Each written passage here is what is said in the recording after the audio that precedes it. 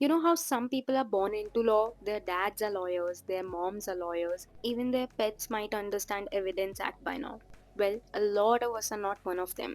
Welcome to my podcast, Law at First Sight. Hi, I am your host Somya Panwar. I used to be an advocate, now I'm chasing stories instead of clients as a journalist. And for our first episode, I meet the first generation lawyers who entered corporate and courtrooms without a roadmap and still found a way to stand tall.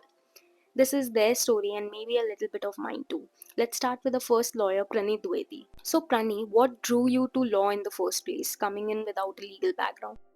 Honestly, because I didn't come from a legal background, I was quite skeptical about joining law in the first place, and I wasn't sure if I'd fit in or even if I'd be able to cope with the kind of analytical and rigorous thinking the field demands. But I started exploring it more, and I realized that many of the qualities that basically make a good lawyer, like be it curiosity, be it a clarity of thought, communication, an eye for detail, were already a part of who I was, and that gave me more confidence. And over time, I understood that even without a legal legacy behind me, what truly matters is the skill set and dedication that one could bring to the table. That's what motivated me to go ahead and pursue law in the first place. So, did it ever felt like you were stepping into a space that wasn't built for you when you first entered law school? So when I first joined law school, I honestly expected it to feel a little alienated, like because I didn't have any prior exposure or connections to anyone from the law background. But surprisingly, I adjusted really quickly. I met people who were like just like me, and sometimes for the right reasons, sometimes for the not so right reasons. But that's what made the experience so real and relatable. And the basically the subjects we studied, the mood courts we had, and even the discussions, the usual discussions, all of it fascinated me. Felt like I'd found my place, and I could genuinely see myself growing in the particular environment that was brought to me by the college itself. Been there, done that. But jokes apart, thinking back, what were some early moments that made you question or reaffirm your choice to pursue this path? I think the only time the real moment of doubt came was when I started learning about the professional side of things, like the pressure, the long hours that you have to work, and the lack of family connection in law can make it much harder to get noticed or be fairly compensated for the work you provide, especially in litigation. That honestly didn't make me question if I had chosen the right path or not, but with time I found my footing in corporate law and contracts and agreements. That changed things for me a lot.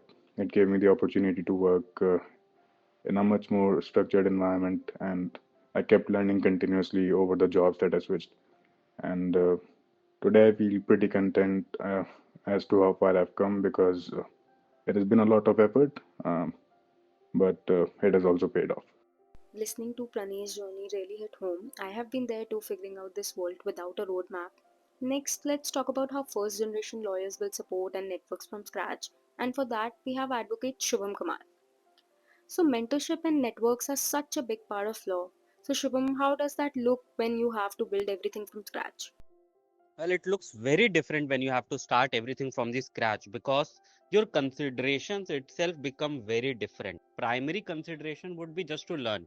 He would not be looking for something very long term.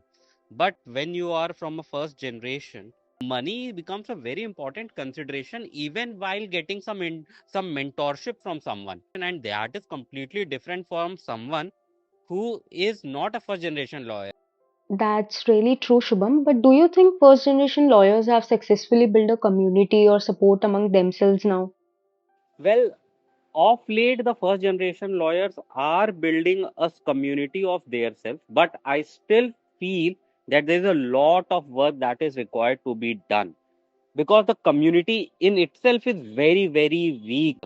And you cannot expect someone to help the other first generation lawyer when they are still at the building phase for themselves. So, currently, what I feel is that although a community is developing, where there is a sense of feel that we should support our fellow first generation lawyers, a lot of work is to be done so that they can come to a stage where they can help other first generation lawyers. I absolutely agree with you. I think first generation lawyers are shaping more empathetic and socially conscious practice of law. And with that, I would like to invite my next guest, Animesh Baweja, will be joining us to talk about the same and will share his experience and what systematic changes can make it easier for the next generation. Hey, hi. I feel that first generation lawyers look at the profession a little differently. Uh, Most of us didn't grow up around law. We didn't have family members who could explain how things work. We learn everything from scratch essentially. That includes how to apply, how to, network, how to figure out internships, how to build a career. And because of that, we become very aware of how intimidating the system can be for someone who doesn't have that kind of an access. So that experience naturally builds empathy. It makes first gen lawyers more patient, more approachable, and more willing to explain things instead of hiding behind legal jargons. That's foremost. And also, many first gen lawyers carry a strong sense of purpose. So, we're here because we want to create a change or represent voices that usually don't get represented. So, we tend to be more socially aware and more conscious of the real world impact of our work.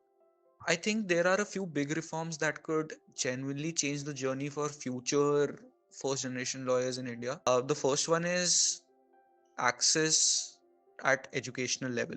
If law schools focused more on practical training, things like internships, drafting, client counseling, even I think for that matter of fact, even financial literacy would work.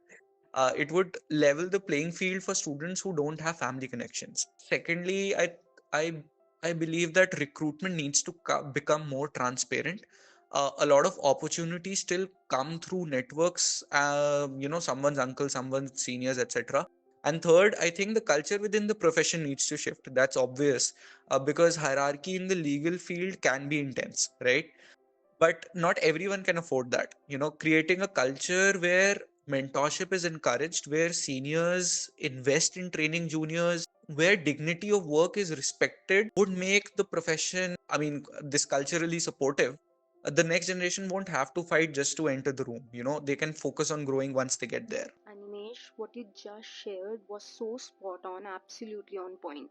Now, before we wrap up, let's go to the question everyone's been waiting for. What advice would you give to someone who's the first one in their family to dream of law? Oof. If you're the first in your family to dream of law, the biggest thing I want to say is, uh, don't let the lack of a roadmap make you doubt the dream itself. Be curious and shameless about asking questions, whether it's your seniors, professors, anyone. You belong in a room, even if you're the first one from your family to enter it. So that was really beautiful. For anyone out there dreaming of legal career, especially if you are the first in your family, take this as a proof that it is possible, even if the path isn't easy. Thank you all for sharing your journeys. I'm Somya Pawar, and this has been Law at First Sight. See you all next time with a new discussion.